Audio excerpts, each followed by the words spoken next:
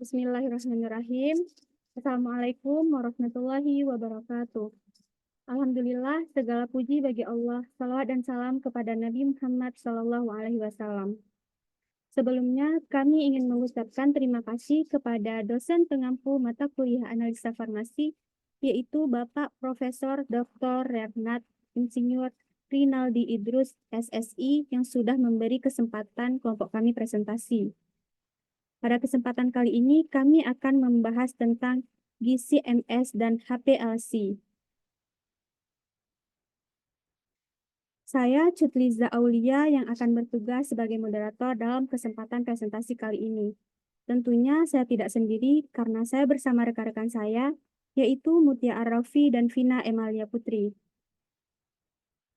Next, dalam kesempatan kali ini kami akan membahas tentang pengertian gizi MS, prinsip kerja gizi MS, komponen gizi MS alat beserta fungsinya, metode analisis gizi MS, pemanfaatan gizi MS dalam bidang farmasi, kelebihan dan kekurangan gizi MS, pengertian HPLC, prinsip kerja HPLC, atau yang berikutnya yaitu ada komponen HPLC alat beserta fungsinya, metode analisis HPLC, pemanfaatan HPLC dalam bidang farmasi, kelebihan dan kekurangan HPLC, dan yang terakhir kesimpulan.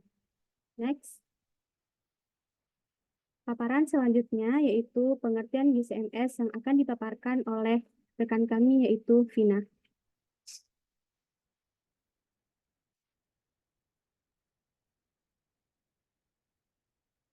Baik, saya akan menjelaskan mengenai gizi MS.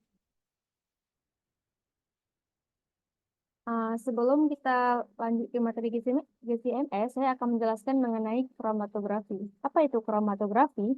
Kromatografi adalah suatu teknik pemisahan campuran berdasarkan perbedaan distribusi dari komponen-komponen dalam fasa gerak dan fasa diam. Fasa gerak dapat berupa gas atau cairan, sedangkan fasa diam dapat berupa cairan atau padatan. Fasa gerak berupa gas disebut kromatografi gas atau gas kromatografi.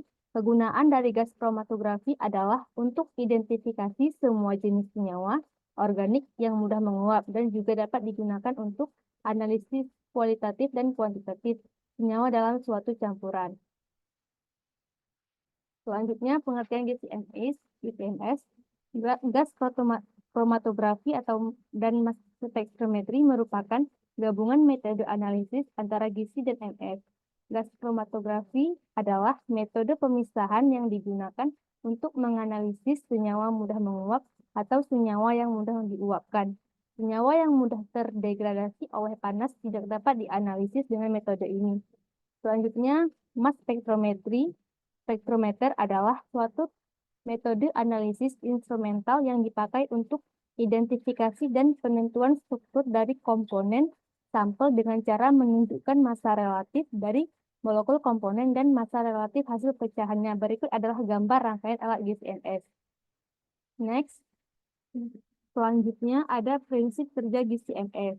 GCMS terdiri dari dua sistem terpisah, yaitu GC dan MS, yang digabungkan menjadi satu instrumen. Sampel yang mengandung senyawa volatil diinjeksikan ke dalam sistem GC, di mana senyawa-senyawa tersebut akan dipisahkan berdasarkan sifat kepolarannya dalam kolom yang terisi dengan fase stasioner.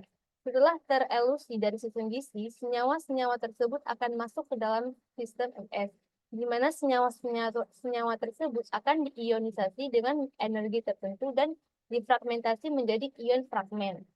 Ion fragmen tersebut kemudian akan dideteksi oleh detektor MS, dan hasil deteksi ini akan diolah oleh komputer untuk menghasilkan spektrum massa dari senyawa-senyawa tersebut. Spektrum massa ini kemudian akan digunakan untuk mengidentifikasi senyawa-senyawa tersebut berdasarkan pola fragmentasi unik dari masing-masing senyawa.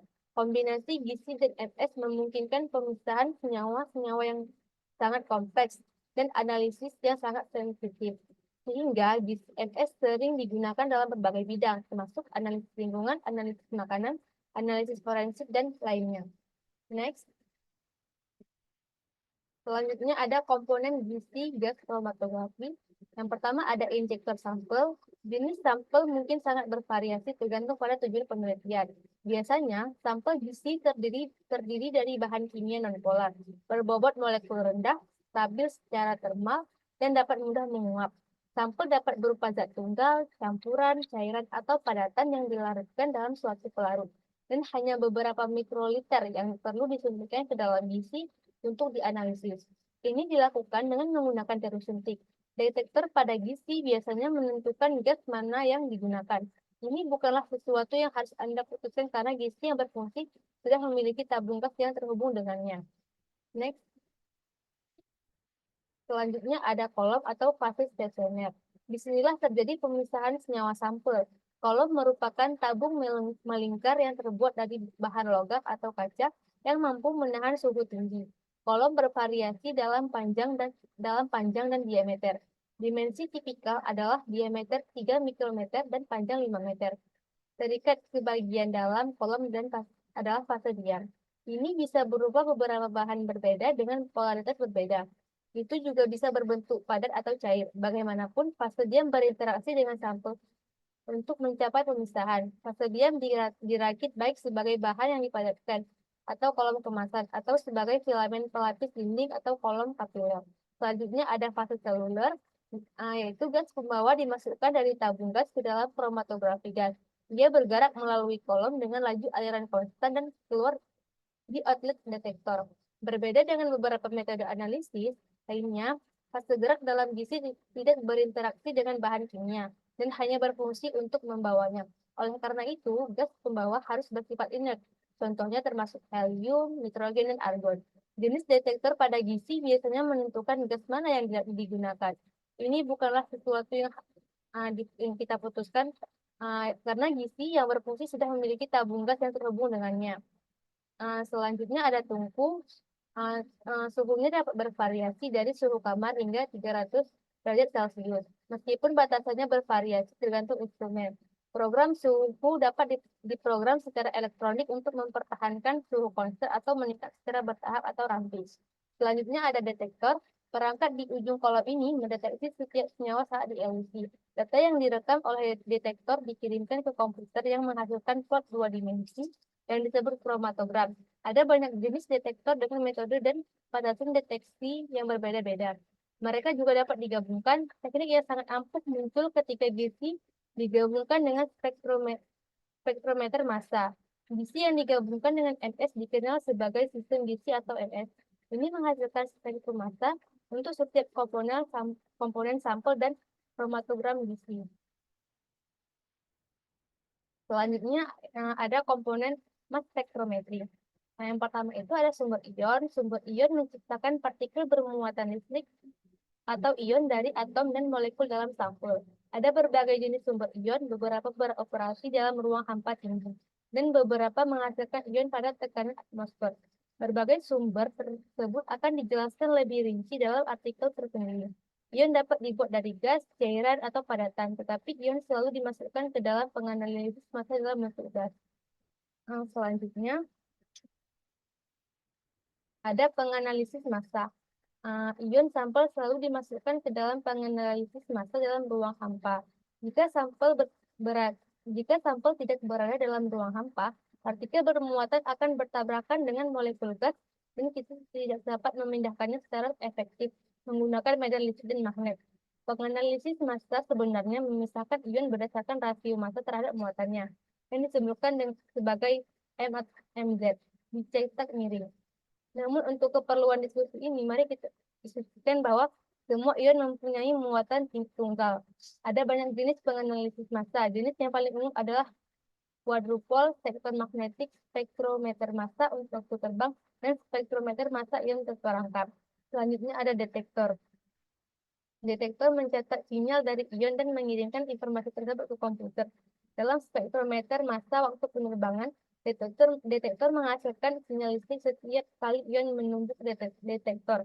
Informasi tentang waktu ion menumbuk detektor dan jumlah ion yang menumbuk detektor pada setiap interval waktu digunakan oleh komputer untuk membuat spektrum massa.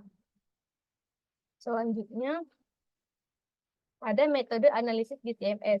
Analisisnya itu secara kualitatif dan analisis secara kuantitatif. GCMS dapat dilakukan untuk analisa kualitatif dengan membandingkan waktu retensi dengan standar yang tersedia di perpustakaan dan analisa kuantitatif dengan cara perhitungan relatif dan tinggi atau luas puncak kromatogram dengan laporan baku yang dianalisis. Pengujian menggunakan GCMS dipengaruhi oleh beberapa hal, salah satunya mengenai temperatur seperti temperatur injeksi, temperatur kolom, dan temperatur ion source. Temperatur injeksi umumnya diatur 50 derajat Celcius di atas suhu senyawa yang akan dianalisis. Apabila suhu injeksi terlalu rendah, akan menyebabkan hilangnya koefisienan akibat penginjeksi. Namun, bila suhu injeksi terlalu tinggi, maka akan menyebabkan peruraian sampel karena panas. Temperatur atau suhu injeksi sampel dalam pemisahan dengan GCMS mempengaruhi volatilitas sampel. Sampel dengan volatilitas tinggi dapat dilakukan analisis dengan suhu rendah. Namun bila sampel tersebut dilakukan analisis dengan suhu tinggi, maka akan menyebabkan beberapa komponen dalam sampel tersebut terurai. Analisis kuantitatif dengan gas kromatografi menggunakan metode standar internal. Metode ini digunakan karena terdapat ketidakpastian yang disebabkan injeksi sampel dan kecepatan aliran. Metode ini sering kali digunakan untuk sampel yang tidak sesuai atau tidak mungkin diinjeksi langsung. Selanjutnya, ada pemanfaatan GCMS dalam bidang farmasi yang akan dilanjutkan oleh rekan saya, Suiza Aulia. Kepada Suiza Aulia. Baik, selanjutnya ada pemanfaatan GCMS dalam bidang farmasi. Yang pertama yaitu dapat dimanfaatkan untuk mengidentifikasi senyawa bioaktif dalam tanaman obat. Kemudian dapat menganalisis senyawa selanjutnya dapat menganalisis kadar senyawa kimia dalam obat, lalu dapat membantu dalam pengembangan obat baru dan dapat digunakan untuk mengontrol kualitas produk farmasi. Next. Kemudian ada kelebihan dan kekurangan GCMS. Kelebihannya yaitu waktu analisis yang singkat, kesetimbangan partisi antara gas dan cairannya berlangsung cepat, pemakaian fase cair memungkinkan praktikan memilih dari sejumlah fase diam yang sangat beragam dan akan memisahkan hampir segala macam campuran, dan pembacaan berat molekul didasarkan pada library sehingga dapat diprediksi dengan pasti. Kemudian kekurangannya yaitu meliputi pemakaiannya hanya terbatas untuk zat-zat yang mudah menguap saja. Kemudian tidak digunakan untuk senyawa-senyawa yang korosif seperti asam sulfat pekat. Kemudian kromatografi gas ini dia tidak mudah dipakai untuk memisahkan campuran dalam jumlah besar. Senyawa dapat tidak terdeteksi berat molekulnya jika senyawa tersebut tidak terdapat dalam library dan harus membuat larutan standar agar dapat terbaca berat molekul dan kromatogramnya. Sekian kelebihan dan kekurangannya. Kemudian kita lanjut kepada materi HPLC, yaitu High Performance Liquid Chromatography. HPLC merupakan teknik analisis yang digunakan untuk memisahkan, mengidentifikasi, atau mengukur setiap komponen dalam suatu campuran. Campuran dipisahkan menggunakan prinsip dasar kromatografi kolom dan kemudian diidentifikasi dan diukur dengan spektroskopi. Adapun alat HPLC yaitu dapat dilihat pada gambar di sampingnya. Next. Prinsip kerja HPLC. Kromatografi cair kinerja tinggi atau HPLC ini melibatkan injeksi volume kecil sampel cair ke dalam tabung yang dikemas dengan partikel kecil, yaitu dengan diameter 3 hingga 5 mikro, yang disebut fase diam, di mana komponen individu sampel dipindahkan ke bawah. Tabung yang dikemas dengan cairan atau dengan fase gerak itu yang dipaksa melalui kolom dengan tekanan tinggi yang dikirim melalui pompa. Pengepakan kolom digunakan untuk memisahkan komponen satu sama lain. Ini melibatkan berbagai interaksi kimia dan fisika antara molekul mereka dan partikel pengepakan. Komponen yang dipisahkan kemudian dideteksi di pintu keluar kolom oleh detektor yang mengukur jumlahnya. Keluaran dari detektor ini disebut kromatogram cair. Adapun prinsip kerjanya juga dapat dilihat pada maksudnya yang belakang. Prinsip kerjanya juga dapat dilihat pada gambar yang di samping, yaitu selanjutnya akan dipaparkan oleh rekan saya, yaitu Mutia Arrofi. Selanjutnya adalah metode analisis HPLC. Jadi, metode analisis HPLC itu yang pertama ada analisis kuantitatif. Metode ini digunakan untuk menentukan konsentrasi relatif atau absolut dari senyawa tertentu dalam sampel. Dan yang kedua ada analisis kualitatif. Metode ini digunakan untuk mengidentifikasi senyawa-senyawa dalam sampel tanpa perlu mengetahui konsentrasi absolutnya. Yang ketiga ada analisis pemurnian. HPLC dapat digunakan untuk memurnikan senyawa dari campuran yang kompleks. Terus yang keempat ada analisis kinetics. Metode ini digunakan untuk mempelajari laju reaksi kimia atau interaksi molekular dalam suatu sistem. Kemudian ada analisis enantioselektif. HPLC dapat digunakan untuk memisahkan enantiomer dari senyawa kiral. Selanjutnya ada analisis pelabelan. Dalam analisis pelabelan, senyawa dalam sampel diberi label dengan isotop atau penanda lainnya, dan kemudian dilacak menggunakan detektor. Selanjutnya ada analisis toksisitas. HPLC dapat digunakan untuk mengukur konsentrasi senyawa toksik dalam sampel, baik dalam lingkungan maupun dalam bahan pangan atau produk farmasi untuk memastikan keamanan produk tersebut. Selanjutnya ada analisis spesifikasi. Metode ini digunakan untuk memberikan sampel terhadap spesifikasi tertentu, seperti identifikasi dan kuantifikasi bahan-bahan tertentu dalam produk farmasi atau bahan kimia lainnya. Selanjutnya ada komponen-komponen alat beserta fungsinya yang terdapat pada HPLC. Yang pertama ada mikroprosesor. Kontrol bagian ini merupakan mikrokomputer, suatu bagian yang sangat penting untuk mengontrol kerjanya alat. Yang kedua ada pompa alat. Pompa alat ini dibutuhkan untuk memompakan pelarut dari reservoir ke kolom dengan tekanan paling sedikit 100 ARM atau 1500 PSI pound per square inch, dan yang paling tinggi 400 ARM sesuai dengan besar aliran. Flow rate berkisar antara 0,5 sampai 0,5 sampai dengan 2 mili per menit. 3 ada injektor. Injektor adalah alat untuk memasukkan sampel ke dalam kolom yang dapat dilakukan secara otomatis maupun manual. Yang keempat adalah kolom. Kolom terbuat dari logam berat, kaca, dan logam stainless berbentuk tabung yang mampu menahan tekanan setinggi 680 atm dan tidak bereaksi dengan pelarut atau fasa bergerak. Yang kelima adalah detektor. Detektor adalah alat untuk mendeteksi komponen-komponen kimia yang telah terpisah setelah melewati kolom. Detektor yang sensitif untuk HPLC tidak bisa ditentukan. Nah, yang keenam adalah recorder dan data processing. Recorder adalah alat yang paling sederhana untuk mencatat setiap sinyal yang muncul pada detektor untuk dirubah dalam bentuk kurva atau lebih dikenal dengan kromatogram. Kemudian ada beberapa aplikasi HPLC.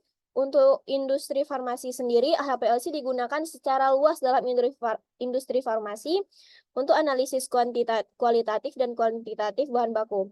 Kemudian ada analisis makanan dan minuman, analisis forensik, ilmu lingkungan, industri kimia, ilmu biologi, ilmu kesehatan, industri petrokimia, analisis farmakokinetik, dan analisis tanaman dan ekstrak tumbuhan. Kelebihan dan kekurangan HPLC adalah HPLC cenderung lebih cepat dan efisien dibandingkan dengan teknik lain seperti KLT. HPLC menggunakan pompa untuk memaksa pelarut cair melewati bahan penyerap padat yang memungkinkan pemisahan komponen kimia dengan kecepatan berbeda. Keuntungan HPLC adalah prosesnya dapat diselesaikan dalam waktu yang relatif singkat, kisaran 10 hingga 30 menit, yang membuat HPLC lebih efisien daripada kromatografi lainnya. HPLC dapat menghasilkan resolusi yang tinggi, memungkinkan pemisahan yang akurat antara komponen-komponen. tantangan dan biaya. Meskipun efisien, HPLC memerlukan biaya yang tinggi. Ini masuk ke dalam kekurangan HPLC. Jadi HPLC itu membutuhkan penggunaan bahan organik dalam jumlah yang besar yang dapat membuatnya mahal. Alternatif yang lebih murah dan cepat ini adalah kelebihan dari HPLC. Teknik seperti ekstraksi fase padat dan elektroforesis kapiler dapat menjadi alternatif yang lebih ekonomis dan cepat, terutama untuk analisis berbasis pada praktik manufaktur yang baik. Kendala dalam penggunaan HPLC, meskipun relatif mudah digunakan, memecahkan masalah atau mengembangkan metode baru, HPLC bisa rumit dan memerlukan keahlian yang lebih mendalam. Selanjutnya ada kesimpulan dari presentasi kami pada kesempatan kali ini. Jadi GCMS dan HPLC merupakan dua teknik analisis instrumental yang sangat penting dalam kimia analisis. Kedua instrumen tersebut digunakan untuk memisahkan dan mengidentifikasi komponen-komponen dalam suatu sampel dengan aplikasi yang luas dan beragam dalam berbagai bidang, khususnya dalam bidang farmasi. GCMS digunakan untuk memisahkan dan mengidentifikasi komponen-komponen yang mudah menguap, sedangkan HPLC digunakan untuk memisahkan dan mengidentifikasi komponen-komponen yang tidak mudah menguap atau memiliki sifat kimia yang kompleks.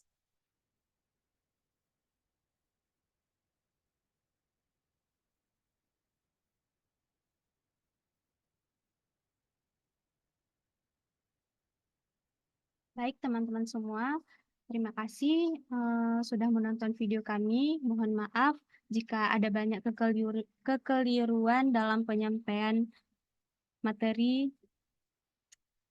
Oh, no. Dia udah mau habis. Kenapa terbesar ini? Udah tunggu. Aku